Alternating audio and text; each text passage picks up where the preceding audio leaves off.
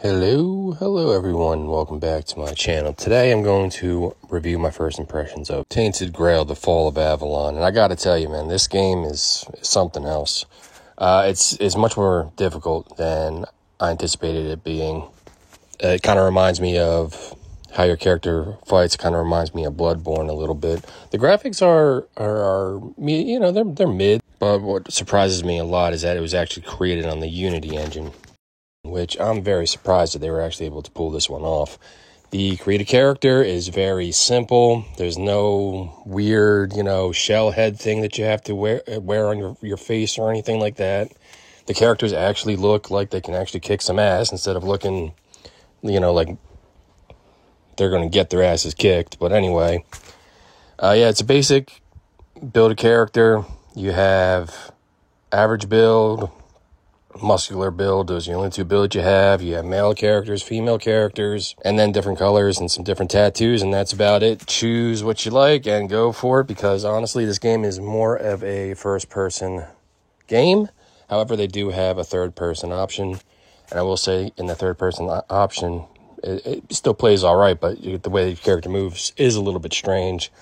However, this game is created by a smaller company. They have anywhere between about 60 to, at the very most, about maybe 200 people that actually helped develop this game. And you can just feel the passion that they put in this game. Like, you can definitely tell that there was a lot of care that was put in this game. There was a certain look, a certain vibe that they were trying to go for, a certain grit that they were going for. It's a very dark game, and it's a very mature game. I would not suggest this game be played by anyone under the age of about 13 or 14 years old. I think anyone a little bit younger than that, this game might actually freak them out a little bit. There's a lot of gore, there's a lot of grit, and at night, everything gets really strange. Now, I thought that maybe the game was glitching out or something, because everything started turning like this black and gold, shimmery looking deal.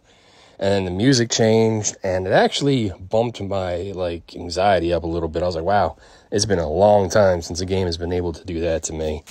This game is definitely not a walk in the park, but at the same time, it's one of those games, even though I'm more of a casual player of games these days, I still like this game, even though it's a little bit more difficult than I want it to be. I will say, though, you can change the difficulty.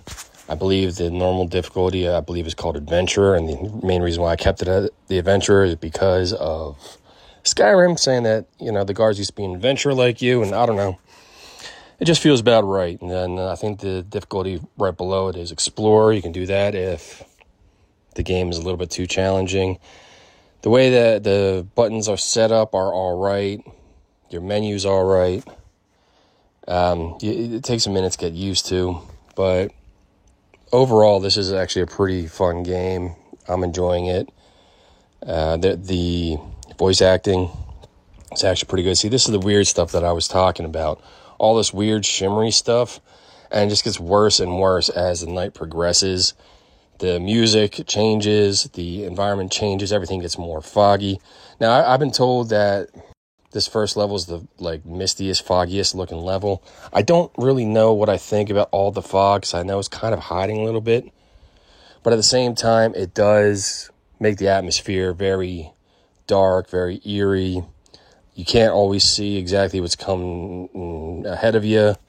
And it really does get your heart going sometimes.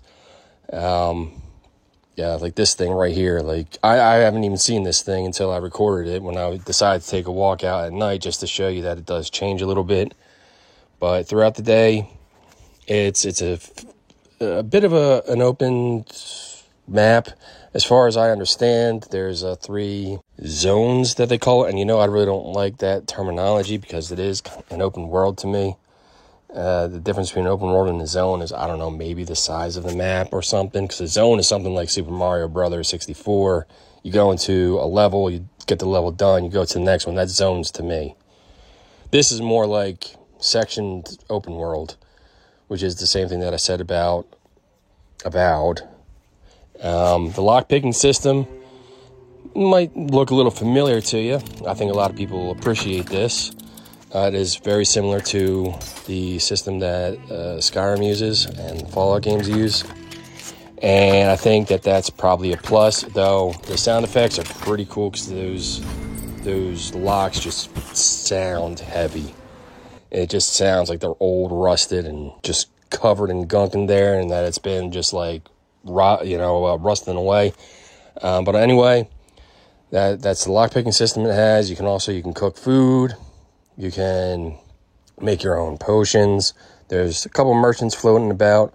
I've only been to the first level. I mean, I can only say that I think I put about maybe 10, 12 hours into this game just by kind of going around this first map. I haven't gotten too far, but so far I'm really liking this. Like, this is definitely, it looks a little bit like maybe like Oblivion, but it plays a little bit more like Bloodborne. I would have to use to compare it, and the lore is kind of similar to the lore of the Witcher games, so it's pretty interesting. The people that actually put this game together, I believe it was a tabletop game company and then a developer, and they put this game together, and you can just tell that everyone who worked on this game has really put their heart into the game. This right here is like the typical conversation you will have with some of the NPCs.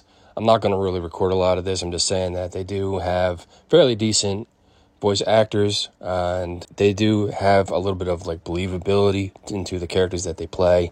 So I always find that there's little things like that really help with the immersion of the game. This right here is just a little bit of footage of the first little castle that I found.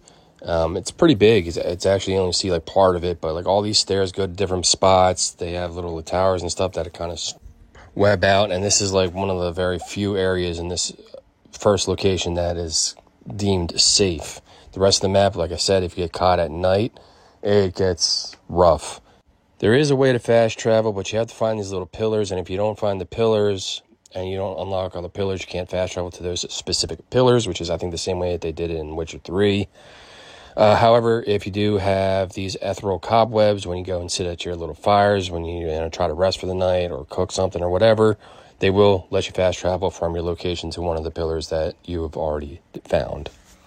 This is pretty much the part of the map that I have uncovered as of right now. It's not really much. The difficulty of the game is causing me to die quite a few times, but it's not as frustrating as the Souls games are. It's close, but I mean, every time that you actually win, you feel like you've achieved something, which is cool. Right here, I found bounties and jobs that people wanted to do on this board right here. I don't know if that changes. I don't know if this is the only bounties that you get, but I don't know. I guess we'll find out what happens later on. But yeah, there is extra, side quests and stuff you can do by going to these walls or these boards and finding this stuff on the walls and going to do your best to try to turn them in and make a little bit of coin, a little bit of experience, that type of deal. But yeah, there's a ton of stuff to do. There's a ton of places to explore. There's merchants all over the place that you can find. I don't want to say all over the place, but they are strategically placed in certain places. So you'll find maybe like 2 or 3 in each place, but at least they're scattered across the map as far as I understand. And you can get your basic stuff. So there's that. And this is just another little settlement that I found. It's a quick look. That's one of the fast travel pillars. Those are what you're trying to find for fast traveling. But yeah, your best bet is do what you can, explore the place, see what you can find, and be cautious. In one of the little areas that I found, I noticed that you can actually buy a house. So there is housing that you can legit buy in this game, which is great. I always like having my own place for my own storage, my own safe house. It's here. The question is just, what do you have to do to get enough money to actually get the house? And this is just, fighting some random bad guy and looting his stuff. This game is available for about $44.99, I believe it is, on the marketplace. I don't believe that it's on Game Pass or anything like that, but there is a free demo you can download if you're interested in checking this game out. I would highly recommend, especially if you are someone who likes RPGs, you like challenging games, you like games that make you work to achieve things, that are gritty, that are dark, that aren't as sterile as most of the new games are these days. This is one of the games I would definitely suggest checking out. The story that I've unlocked so far is pretty interesting. There's a lot of lore, and it's definitely a very unique take on King Arthur and the Knights of the Realm and all that, because apparently this takes place years and years after the King Arthur dies or whatever, and this is kind of like the shambles that are left after it. Is it almost, I guess it could almost be borderline apocalyptic. I'm not really sure. I don't know enough about the story yet.